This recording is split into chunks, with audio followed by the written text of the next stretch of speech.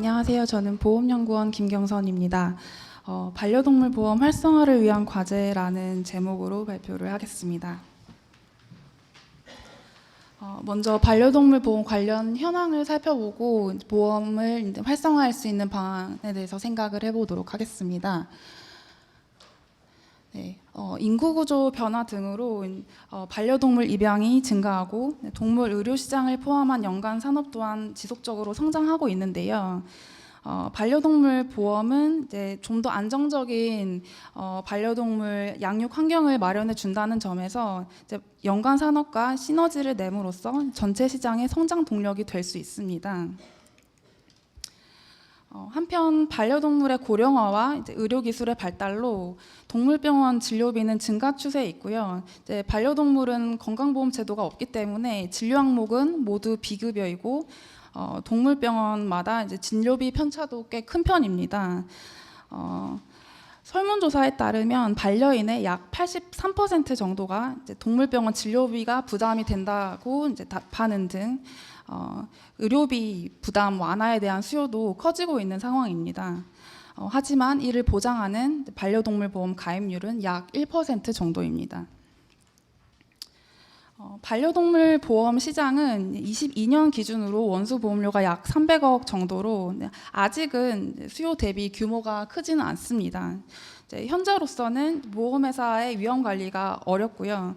이에 따라서 시중의 반려동물 보험은 상품 다양성이 부족하고 보장 범위도 다소 제한적인 편입니다.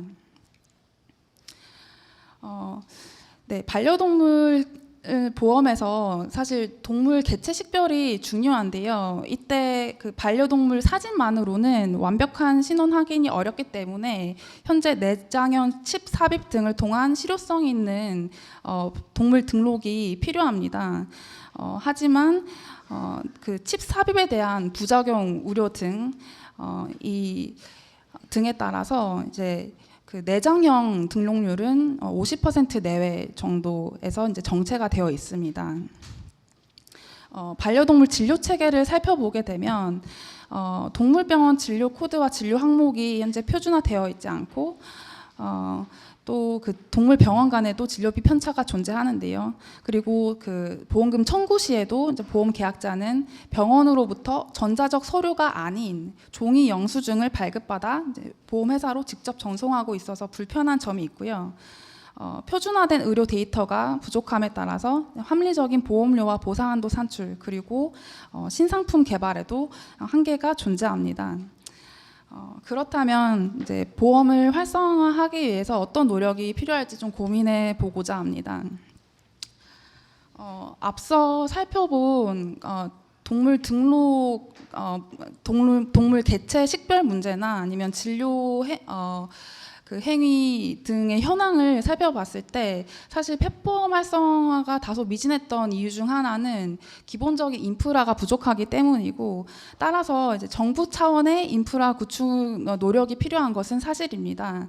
하지만 그 외에도 이제 동물병원과 보험회사의 협력 강화를 통해서 동물 등록제나 진료 항목 정비 등을 보험회사가 지원하고 소비자 맞춤형 상품 개발 및 청구 편의성을 이제 그 증가시키는 방향으로 나아갈 필요가 있겠습니다.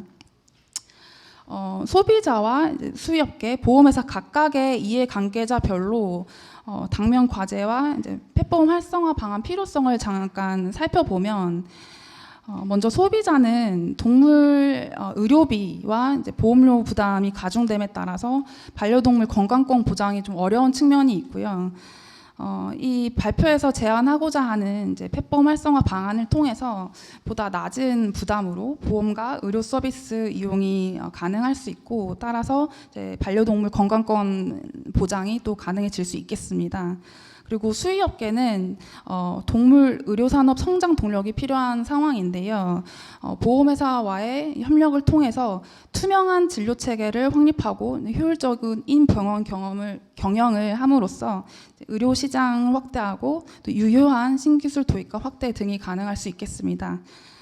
마지막으로 보험회사는 지금 양질의 의료 데이터 집적이 어려운데 이 펫보험 활성화 방안을 통해서 좀 더 위험 관리가 가능한 환경에서 반려동물 보험업의 이제 안정적인 운영과 성장이 가능하겠습니다. 그래서 보험 발표에서는 보험회사와 동물병원의 협력 강화를 통해서 펫보험 활성화를 지원해 나갈 수 있는 방안을 중심으로 제언하고자 합니다. 먼저 동물 등록제 개선인데요. 현재는 뭐 내장형과 외장형 무선 식별 장치로만 이제 등록이 가능한데 실효성 있는 방법은 사실상 내장형 칩 삽입입니다. 하지만 이 내장형 칩 삽입에 대한 반려인의 그 우려를 고려를 해서 이에 대한 대안으로 생체 인식 등 신기술 동물 등록을 허용하여 반려동물 등록료를 제고할 필요가 있습니다. 현재 시범 사업 중인 반려동물의 안면 인식이나 비문 인식 등록 제도의 실효성 및 편의성을 분석하고 새로운 기술을 통한 동물 등록의 허용을 확대하는 방안을 고려해 볼 수 있겠습니다. 이때 보험회사 제휴동물병원 대상으로 신기술 등록 시스템 구축 및 등록 비용을 지원하는 등 제휴동물병원의 반려동물 등록 대행 업무를 활성화함으로써 등록료 제고가 가능하겠고요. 이를 통해서 소비자는 등록 편의성이 증대되고 수의업계는 시스템 구축 비용을 절감할 수 있으며 보험업계는 반려동물 개체 인식률을 제공해서 모든 이해관계자가 상호 윈윈할 수 있겠습니다. 그리고 진료 항목 표준화 및 진료부 발급을 통해서 진료 정보 축적이 가능한 환경을 마련하고 반려동물 진료 기록에 대한 소비자의 접근성을 제고할 수 있습니다. 현재 그 다빈도 진료 항목의 표준화를 농림부에서 추진 중에 있고 내년 1월부터 그 표준화 대상 100개 항목을 우선 고시하게 될 텐데요.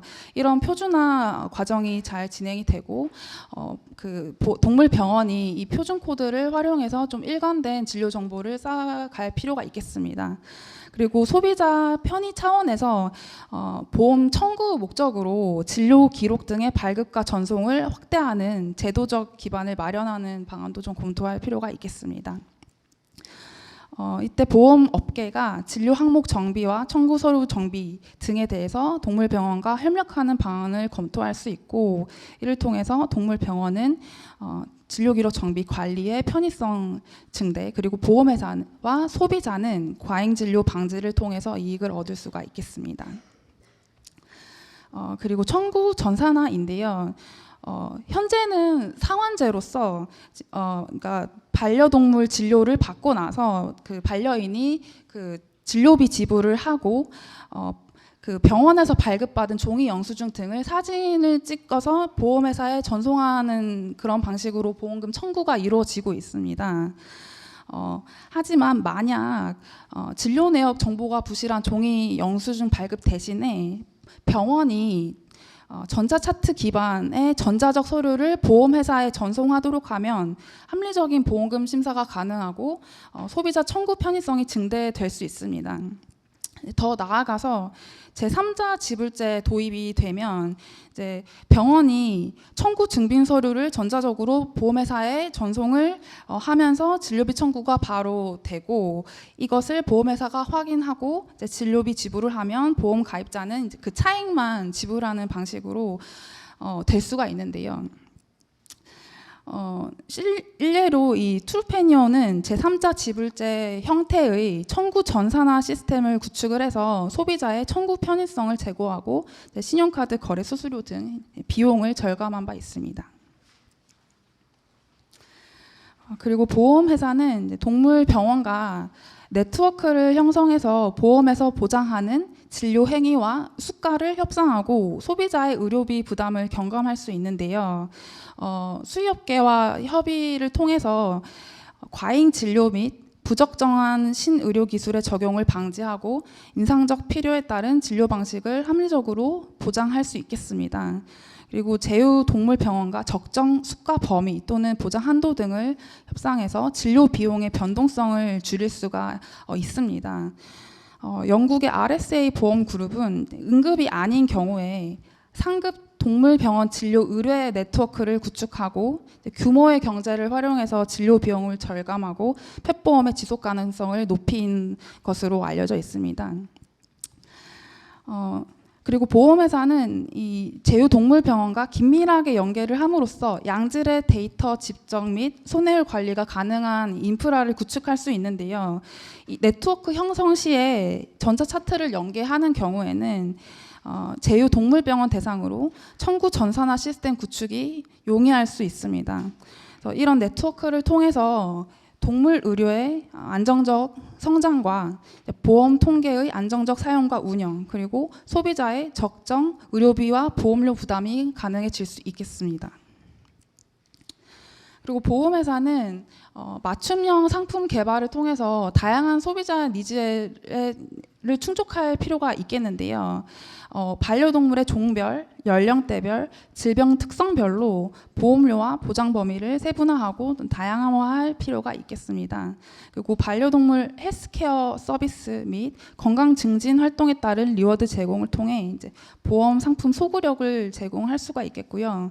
이 건강 증진 활동에 따른 리워드 제공 한도를 지금 확장하는 제도가 지금 진행 중에 있고요. 거기서 더 나아가서 이 특별이익 제공 금지 규제를 받지 않고 이 건강 증진 그 노력을 보험료에 반영할 수 있는 방안을 추가로 고려해 볼 수가 있는데, 무사고 할인 혜택 등을 통해서 의료 이용량에 비례하는 보험료를 부담하도록 해서 그 동물 건강 증진 유인을 제고하고 또 소비자 형평성 또한 제고할 수 있겠습니다.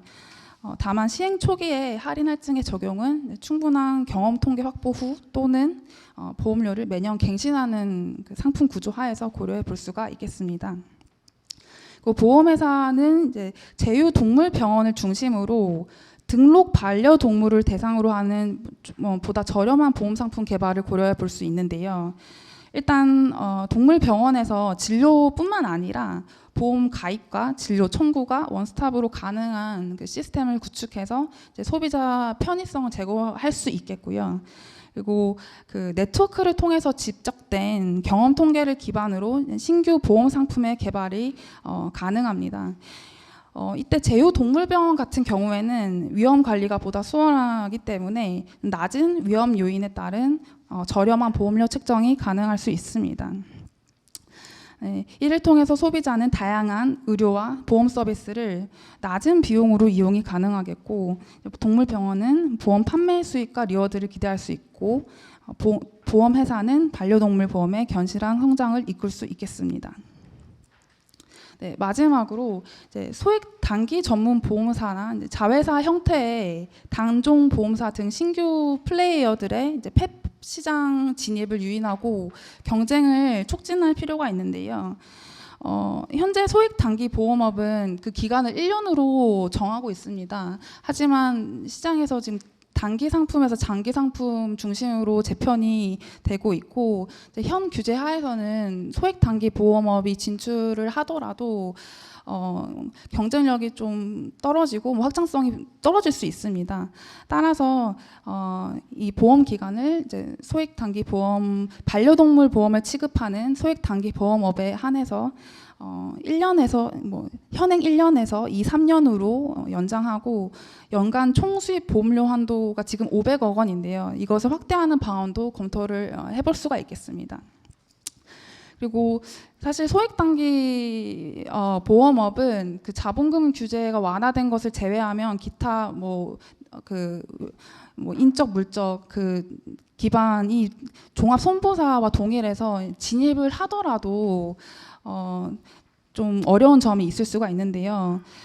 그래서 이 운영의 어려움을 감안을 해서 상품 심사나 외부 감사, 지급 여력 규제 등에서 이제 종합 손보사에 비해 조금 완화된 기준을 적용하는 방안도 좀 고려를 해볼 수가 있겠습니다.